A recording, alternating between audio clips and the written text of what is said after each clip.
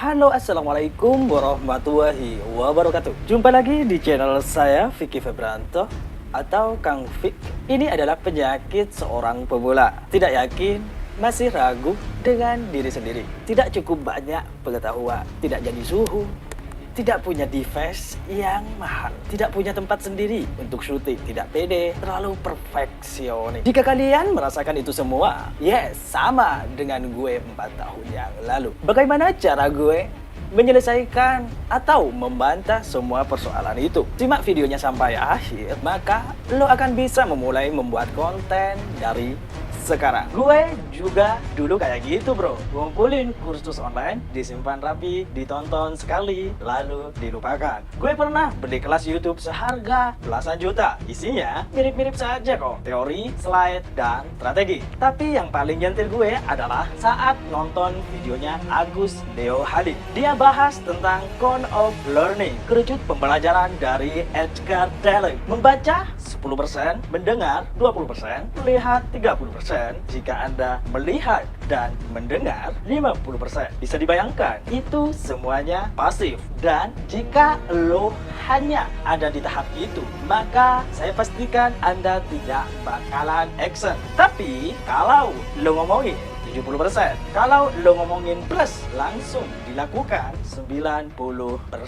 Ini udah aktif belajar bro. Dan saat itu gue sadar, semua teori yang gue tahu kalau nggak dipraktekkan ya percuma saja. Gue ada cerita yang menarik buat lo semua. Suatu hari, seorang dosen seni membagi mahasiswanya jadi 2 kelompok. Kelompok A dinilai dari kuantitas karya. Semakin banyak bikin pot, nilainya maka semakin bagus. Kelompok B dinilai dari kualitas. Hanya 1 pot terbaik yang dinilai. Harus sempurna. Beberapa minggu kemudian, kelompok A sibuk produksi, gagal, ulangi lagi, belajar, coba lagi. Kelompok B lebih banyak pikir, lebih sedikit berkarya, dan hasilnya mengejutkan guys. Semua karya terbaik datang dari kelompok A. Kenapa? Karena mereka terus praktek, bereksperimen, belajar dari kesalahan. Sementara kelompok B terlalu fokus bikin yang sempurna, tapi minim latihan. Ayo terus latihan, biarin meskipun jelek, kan masih pemula. Biarin meskipun tidak sempurna, kan memang baru mulai guys. Pokoknya apa yang ada di depan kita itu harus jadi konten untuk dijadikan bahan latihan.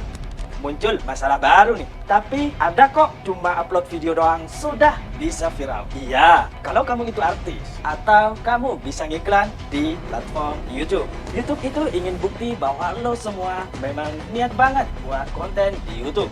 Makanya buat sebaik mungkin, karena yang review video lo itu adalah manusia guys, bukan mesin. Jadi silahkan buat konten pertama lo sebaik mungkin, meskipun dengan alat yang seadanya, misalkan, tapi harus tetap jaga kualitas. Mulai dulu dengan tulis apa saja yang akan kamu sampaikan. Ingat, kreator besar masih pakai skrip guys, pakai narasi untuk buat konten. Jadi bagi lo yang sok jago tidak mau nulis apa yang ingin diomongin, mendingan lo rubah mindset kamu deh. Kita lanjut cara membuat narasi yang nampol banget. Gue pernah nonton video yang kualitasnya HD banget guys, audionya jernih, transisinya halus, tapi 2 menit kemudian gue tutup. Kenapa? Karena narasinya gak punya nyawa guys, kering, datarnya kayak baca manual book asik. Gak ada hook, gak ada rasa. Sementara ada video lain cuma pakai HP kentang, suara nggak mendem, tapi gue nonton sampai habis. Bahkan gue reply, bedanya cuma 1, narasinya nampol. Dulu waktu awal-awal bikin video, gue mikir yang penting isi kontennya bermanfaat. Akhirnya gue bikin video edukasi, skripnya kaku kayak pidato hari Senin. Gue ngomong kayak guru yang ngantuk di depan kelas. Hasilnya yang nonton cuma 11 orang. Itu pun 3 diantaranya keluarga gue sendiri guys. Retention jeblok, komen sepi, gue jadi frustasi. Sampai akhirnya gue belajar satu hal penting. Orang itu nggak nonton buat dapet ilmu dulu, tapi buat dapet rasa. Dan rasa itu lahir dari narasi yang menyentuh. Sekarang catat baik-baik, sebelum audiens Anda mengalami emosi, jangan pernah sampaikan sebuah materi. Karena apa? Jikapun mereka nonton, akan mudah lupa dan tidak ngeh. Maka dari itu, hal pertama yang harus ada dalam narasi kita adalah bagaimana caranya kita bisa memicu emosi mereka di 7 detik pertama. Narasi yang bagus itu kayak film. Oke, caranya seperti ini.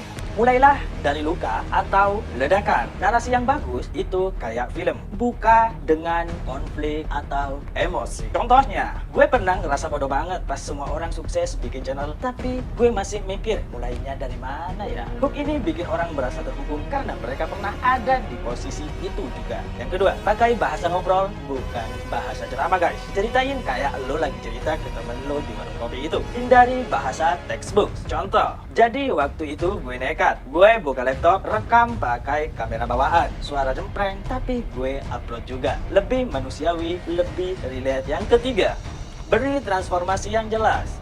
Penonton pengen tahu, setelah lo ngalamin semua itu, apa yang berubah dari hidup lo? Tunjukin pertumbuhan lo. Contoh, dari yang dulu cuma bisa baca skrip kayak robot doang, sekarang gue bisa bikin video yang ditonton ribuan orang, gara-gara belajar bikin narasi yang menyentuh hati. Oke, jadi jangan takut karya lo jelek di awal guys. Jangan tunggu mental siap, jangan tunggu alat mahal. Bikin aja dulu, berkarya aja terus. Karena kualitas itu lahir dari kuantitas. Dan pembelajaran sejati datang saat lo ngomongin dan lakuin. Oke, selamat jumpa kembali di channel saya. Bye-bye.